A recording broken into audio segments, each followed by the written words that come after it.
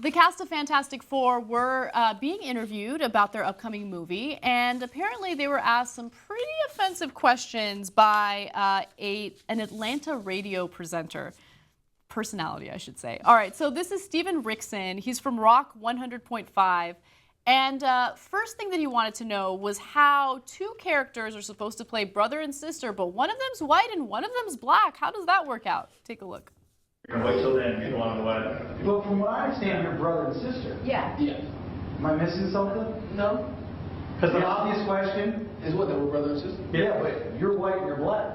You are both that. But how does that happen? Because in the other one, it's just their brother and sister. Yes. And there was no backstory. Jessica Alba. I think it's the same thing with this one too. I don't think there's any backstory, just brother and sister. No, I mean, how did that happen? There has to be some type of adoption thing going on. Hey, I mean, Oregon thing. Is that it? I mean, No, I don't. They could be raised as brother and sister. I mean, there's a whole bunch of different family dynamics that could be without the obvious adoption. Okay. Is that a big portion of the movie that explain all that? You'll have to see it and check it out. Okay, so people were not pleased with that question, but I'm going to go ahead and say that that question was okay. I don't asking the origin story? Of yeah. I mean, look, his presentation of that question was disastrous because he dug a big old hole. He sounds extremely ignorant, right? Yeah, like, extremely. how can a black person and a white person be brother and sister? Like, come on, you don't understand. That's pretty good. Yeah, you don't understand varying family dynamics. Yeah. Like, all you have to do is think about it for a second, right? But I think as someone who conducts an interview, you should be allowed to ask any question regardless of how ignorant it might sound, okay? Although he did cross the line in the next video we're about to show you, but before we get to that, I want you guys to chime in. I don't think so. I think this is a movie. Come on, like that backstory and that question is not necessary. People are not going to this. I know tons of kids who are excited to see this film. I know tons of adults that are excited to see this film. And not one of them have questioned, oh, the brother and sister are now black and white. No one's questioning that, especially in the day we live in. So it's sort of as if he was trying to start something and get something going for no reason. It was, if you're a true journalist or a presenter or whatever, that wasn't a necessary question. Yeah, you like know? Let's keep it real. He's like a radio DJ. Yeah. So he's not. You're right. Yeah. Whenever we see like a big junket fail, and I'm sorry to say this, but it often happens to be these shock jocks from radios. Yeah. Exactly. They like come into a junket and just start like mouthing off. And I'm kind of with you, Anna. There's a way to intelligently ask that question. Yes. To sort of be like, I'm interested in this new dynamic, especially if it differs from the comic book, because that's an interesting, point to sort of marinate on. Like, okay, so explain to me the decision to go this direction in the film. I understand all that. The way he posited this was more exactly like you said, super doofus, like, I don't understand how different races can be in the same family. And like that, and it just was obviously the actors were trying to help him like pull himself out of it, and he couldn't stop. The fundamental question wasn't an offensive question. The way he asked it was offensive. Yeah. So I don't think it was offensive. I think it's just unnecessary. Unnecessary. Yeah, and he just said it pretty stupid. Yeah, absolutely. Okay, so the second part had to do with him seeming a little sexist. Okay, so he wanted to ask Kate Mara about her hairstyle, and he does it in a less than tactful way. Take a look.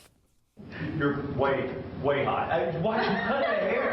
I am sorry, I know you don't like it. I can tell. No, your hair was beautiful. No, it's not true. know him. That's not true. Great interview. No, you look great with short hair or long hair, but the fact the long hair was excellent. So did you cut your hair for this?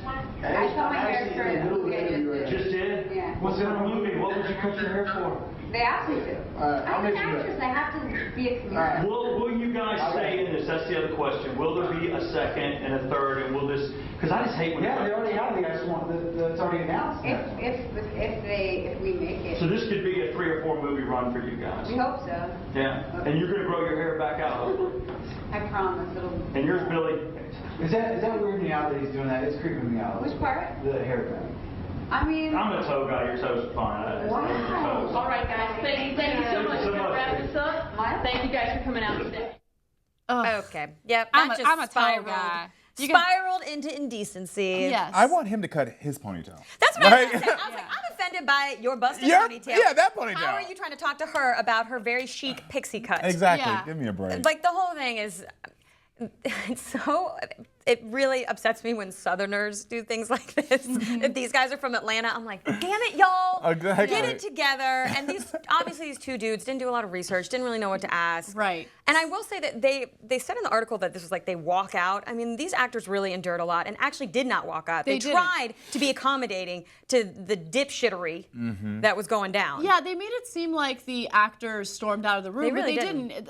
Here's how junkets usually work. You have 3 minutes to ask questions. Exactly. And once the 3 minutes are over, the publicists are standing by and they're waiting to like get them out of that room. Yeah. So that's what happened. It was just over. And I think that the actors handled that interview so well. True, well, it's on video. They stayed. They weren't making rude comments back. I mean, there's so much stuff that Michael B. Jordan and Kate Mara could have done and said to this person because he was completely, what was your word? I like that. Hashtag doofuses. Dipshittery? Dipshittery. I like that. There was so much dipshittery here that was going on that they could have said something to him and really hurt his feelings. I know. Very gracious considering. Very gracious. And honestly, y'all have all done junket interviews. It's pretty torturous for everyone involved. You are in these hotels, you are waiting for your 3 minutes, and you're obsessing over how you're going to get a soundbite that you hope will, go viral. And everyone's trying to get some clickbaity BS that they can, throw up onto the internet. And so it's a bit of a